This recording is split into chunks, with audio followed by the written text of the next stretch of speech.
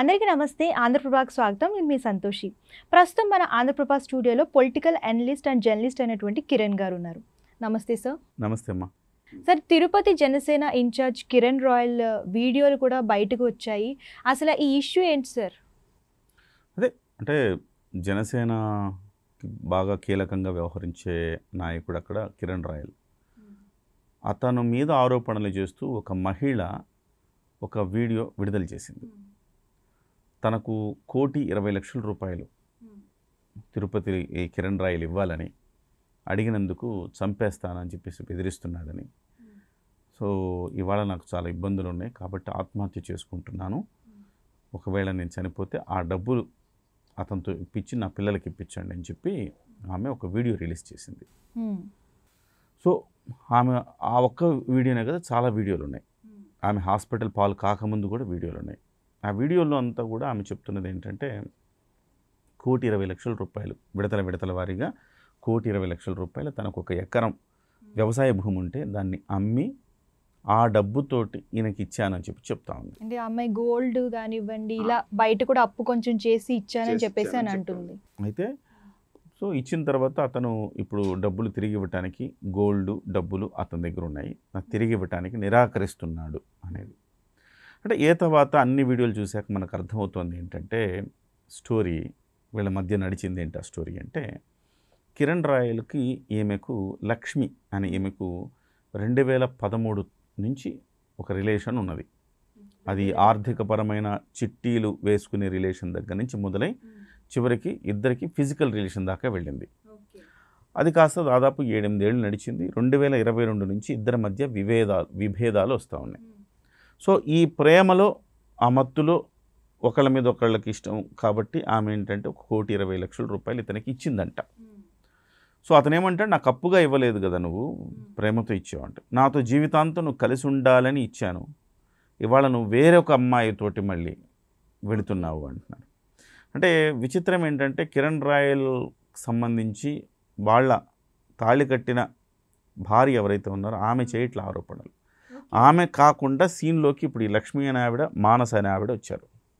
ఈ లక్ష్మీ అనే ఆవిడ ఏమంటున్నారంటే నన్ను 2022 నుంచి నువ్వు దూరం పెడుతున్నావు, మానస అనే మహిళతోటి నువ్వు రిలేషన్ ఏర్పరచుకున్నావు, ఇది తప్పు కాబట్టి నా డబ్బులు నాకు ఇచ్చేయి అని అడుగుతోంది. సో అక్కడ వివాదం మొదలైందని చెప్పాలి. అంటే భార్య కాకుండా వీళ్ళిద్దరు కొట్టుకుంటున్నారు, ఎఫ్ఐఆర్ కొట్టుకుంటున్నారు. సో అక్కడి నుంచి మొదలైతే వివాదం ఇవాళ బహిర్గతం అయిపోయింది. దీని వెనక వైసీపీ వాళ్ళు ఉండి ఈ అంశాన్ని బయట పెట్టించారు ఆ అమ్మాయిని ఆ రకంగా అని చెప్పేసి ఇతను అంటాడు. ఓవరాల్గా చూస్తే చివరికి ఆత్మహత్య వరకు వెళ్ళింది ఈ వ్యవహారం కాస్త. అయితే ఇతని వాదన మరోలా ఉంది. ఆ అమ్మాయి మంచి అమ్మాయి కాదు, ఆ అమ్మాయి బెంగళూరులో ఆ అమ్మాయి మీద కేసులు ఉన్నాయి సైబర్ నేరం కింద, అలాగే విశాఖపట్నంలో కేసు ఉంది, అలాగే ఈ యాప్లు ఉంటాయి బెట్టింగ్ యాప్లు, వాటి మీద కూడా ఒక కేసు నడుస్తుంది జైపూర్లో. జైపూర్ పోలీసులు కూడా తిరుగుతున్నారు ఆమె కోసము. ఆమె బేసికల్గా ఆమె నేర చరిత్ర కలిగిన మహిళ. ఆమె నాతో నిజమే, ఆమె కొంతకాలం ఆమెకి నాకు ఆర్థిక లావాదేవీలు జరిగినాయి, ఆర్థిక లావాదేవీలకు సంబంధించి సెటిల్మెంట్ కూడా అయిపోయింది అని చెప్పి అతను వేరే వీడియో రిలీజ్ చేశాడు. ఇదిగోండి ఈ వీడియోలో చెప్పింది కదా సెటిల్మెంట్ అయిపోయింది. అలాగే ఈ సెటిల్మెంట్ అవ్వడంతో పాటుగా వాళ్ళ అబ్బాయితో మాట్లాడిన ఫోన్ రికార్డు కూడా ఒకటి వినిపించాడు. సో వాళ్ళ అబ్బాయి కూడా అంకుల్ మీరు చేసింది మీ తప్పేం లేదు అంకుల్, మీరు మొత్తం ఇచ్చేశారు, మమ్మీనే కొంచెం మెంటల్గా స్ట్రెస్లోనే అలా చేసిందని వాడు చెప్తున్నాడు, ఆ పిల్లాడు చెప్తున్నాడు. ఓవరాల్గా ఇక్కడ ఇష్యూ ఏంటంటే ఒకటి ఆర్థిక లావాదేవీ, 2 అక్రమ సంబంధం. ఈ 2 ఇష్యూస్ ఇవాళ బెడిసి కొట్టడంతో ఇవాళ ఇది తెర మీదకు వచ్చింది. ఇది వైసీపీ తనకు అనుకూలంగా మలుచుకోవాలని వైసీపీ నేతలు ఆమెకు దాదాపుగా 25 లక్షల రూపాయలు ఆమెకు డబ్బులు ఇచ్చి ఆమెతో ఈ రకమైన ఆరోపణలు చేయిస్తున్నారు అనేది ప్రధానంగా కిరణ్ రాయల్ చేస్తున్న ఆరోపణ. ఇది సీను. సో దీని మీద వైసీపీ వాళ్ళు ఉదయం నుంచి నిన్నటి నుంచి కూడా ట్రోల్ చేస్తూ వస్తున్నారు. సార్, అసలు దీనిపైన పవన్ కళ్యాణ్ గారు ఎలాంటి చర్యలు తీసుకోవాలనుకుంటున్నారు? అసలు అంటే పార్టీ నుంచి అయితే ఇప్పటివరకు ఎలాంటి ఆదేశాలు రాలేదు సంతోషి. బహుశా దీని మీద ఫర్దర్గా వేచి చూసే ధోరణిలో పార్టీ ఉందని మనం అనుకోవచ్చు. అంటే పవన్ కళ్యాణ్ గారు ఎప్పుడు అంటూ ఉంటారు కదా, సో ఆడవాళ్ళకి అన్యాయం జరిగిన అది ఏ పరంగా అయినా చూసుకున్నట్లయితే ఒక జనసేన పార్టీ అభ్యర్థి అయి ఉండి ఇలాగా చేయడం రైట్ కాదు కదా. సో ఆయన ఎలాంటి యాక్షన్ తీసుకునే అవకాశాలు ఉన్నాయి అసలు? అంటే ఇందులో మనం 2 అంశాలుగా చూడాలి. ఇది వ్యక్తిగతమైన అంశం. అంటే ఆయన వ్యక్తిగతమైన అంశం అంటే ఇద్దరు ఇష్టపూర్వకంగా కలిశారు, వాళ్ళ మధ్య విభేదాలు వచ్చాయి. విభేదాలు వచ్చినప్పుడు విడిపోయే క్రమంలో అది ఘర్షణకు దారితీసింది, కేసుల వరకు వెళ్ళింది, ఆత్మహత్య ప్రయత్నాల వరకు వెళ్ళింది.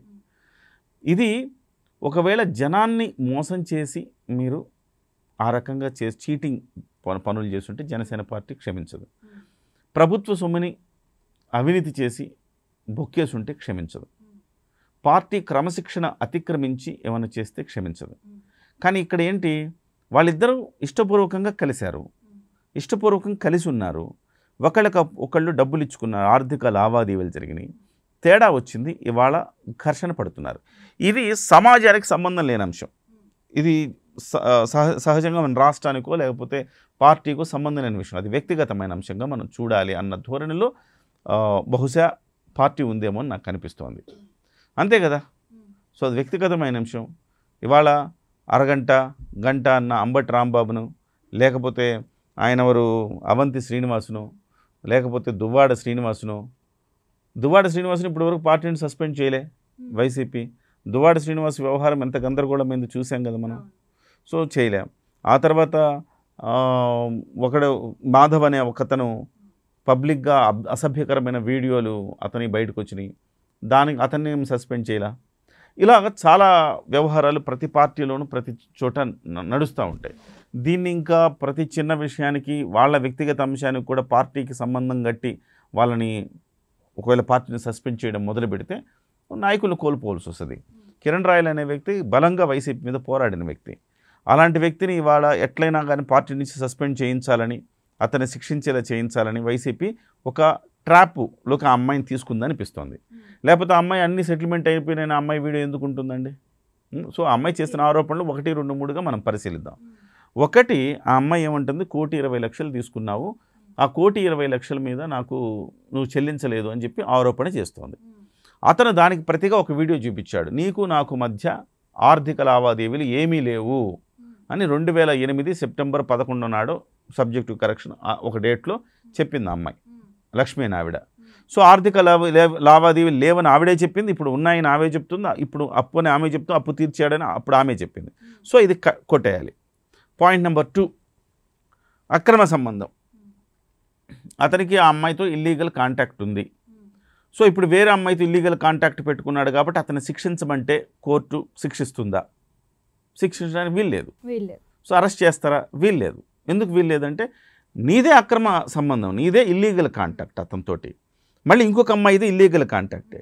ఏదన్నా అడిగితే ఒక అర్థం, తన భార్య అడిగితే ఒక అర్థం ఉంది, కానీ మీరు ఇల్లీగల్ కాంటాక్ట్ పెట్టుకున్న వాళ్ళు ఇంకొకరితో ఇల్లీగల్ కాంటాక్ట్ పెట్టుకున్నావు కాబట్టి నిన్ను శిక్షించాలి లేకపోతే నిన్ను అరెస్ట్ చేయాలంటే చట్టంలో ఆ ప్రొవిజన్ ఉందా? లేదు. ఇంకొకటి ఏంటంటే సుప్రీంకోర్టే చెప్పింది, ఒక ఇద్దరు వ్యక్తులు ఇష్టమై కలిస్తే దాన్ని తప్పు పట్టలేము అని చెప్పింది సుప్రీంకోర్టు, మేజర్ లేని ఇద్దరు వ్యక్తులు. ఇక్కడ నేను ఒక మాట అంటే, జానీ మాస్టర్ కేసు భిన్నమైన కేసు, ఇది భిన్నమైన కేసు. జానీ మాస్టర్ కేసు ఏంటంటే ఒక మైనర్ బాలికను అత్యాచారం చేసిన కేసు, దాని మీద పోక్సో చట్టం కింద కేసు పెట్టారు. బలవంతపు మత మార్పిడి చెయ్యాలని ఒత్తిడి తీసుకొచ్చారు, దాని మీద కేసు పెట్టారు. అవి తీవ్రమైన నేరారోపణలు. ఒక మైనర్ బాలికని చెరబట్టడం అనేది అది కూడా వాస్తవంగా మనం మోరల్గా ఆలోచించాలంటే జానీ మాస్టర్ ఆ అమ్మాయి ఇష్టం ఉన్నంతకాలం కలిసి ఉన్నారు. ఇప్పుడు ఇద్దరి మధ్య ఏదో భేదాభిప్రాయాలు రాగానే వెంటనే అమ్మాయి కేసు పెట్టింది. వాస్తవానికి అది కూడా తప్పు. అది కానీ టెక్నికల్లీ పోక్సో చట్టం కింద కేసు పెట్టారు అతని మీద. మరి పార్టీ చర్య తీసుకోవద్దా? వెంటనే పార్టీ చర్య తీసుకుంది. ఇతని మీద కూడా ఏదైనా చర్య, అలాంటి కేసులు పెట్టేసి ఉంటే కనుక బహుశా ఇతని మీద కూడా పార్టీ చర్య తీసుకుంటుంది కావచ్చు. అందుకోసం పార్టీ నుంచి చర్య రాలేదని నేను అనుకుంటున్నా. పైగా వైసీపీ నుంచి బలంగా ఎదుర్కొన్న వ్యక్తి, రోజాని ఒక ఆట ఆడుకున్న వ్యక్తి, నిన్నగాక మొన్న చిట్టి రెడ్డి అని చెప్పి 2.0 అని చెప్పేసి ఒక రకంగా వైసీపీని దారుణంగా ఆడుకున్న వ్యక్తి. సో ఇలాంటి ఒక బలమైన నాయకుడిని, అక్కడ కాస్త యాక్టివ్గా ఉండే నాయకుడిని కోల్పోతే జనసేన పార్టీకి నష్టం కదా, ప్రజలకు అతనేమీ నష్టం చేయలేదు కదా. సో ఈ కోణంలో పార్టీ ఆలోచిస్తుంది. అయితే అతని మీద ఒక చిన్న ఆరోపణ, ఒక కేసు పెట్టడానికి ఏముంది అంటే, అతను ఈ ఫోన్ కాల్స్లో అతను ఒక 2 మాటలు మాట్లాడాడు. చంపేస్తాను, అట్లా అంటూ బెదిరించడం అలాంటి ఒకటి రెండు మాటలు ఇవి మనము సమర్థించకూడనివి ఇవి. డెఫినెట్గా అలాంటి వాటిల్లో మాత్రం అతను కొంత తప్పిదం చేసినట్టుగా మనకు చూడాలి. కానీ ఓవరాల్గా అది ఆ రకంగా అతను ఆవేశంలో మాట్లాడాడు లేకపోతే స్పృహ కోల్పోయి మాట్లాడాడు తెలియదు. కానీ అలాంటి మాటలు ప్రమాదకరమైన మాటలు, అలాంటివి మాట్లాడుకుంటేనే మంచిది. ఓవరాల్గా మనకు తెలుస్తుంది ఏంటంటే సంతోషి, సెలబ్రిటీలైన వాళ్ళు లేకపోతే రాజకీయ నాయకులు ఇలాంటి విషయాల్లో ఇలాంటి వ్యవహారాలు ఎంత దూరంగా ఉంటే అంత మంచిది. లేకపోతే ఇలాగే బజార్కి ఎక్కాల్సి వస్తుంది. సో గుట్టు చప్పుడు కాకుండా ఒకవేళ ఏదైనా వ్యవహారాలున్నా అవి బయటకు వచ్చేలాగా కాకుండా సామరస్యంగా పరిష్కరించుకోగలిగిన నేర్పరితనం ఉంటే పర్లేదు. కానీ అవి లేనప్పుడు ఈ రకంగా బజారుకు వస్తే పొలిటికల్ కెరీర్లు పాడైపోతాయి. పైగా వాళ్ళు ఏ పార్టీలో ఉన్నారో ఆ పార్టీకి చెడ్డ పేరు కూడా వస్తుంది. సో అది ఆలోచించాలి, వాళ్ళు ఎవరికి వాళ్ళు వ్యక్తిగతంగా ఆలోచించాలి. Thank you sir. Thank you మా.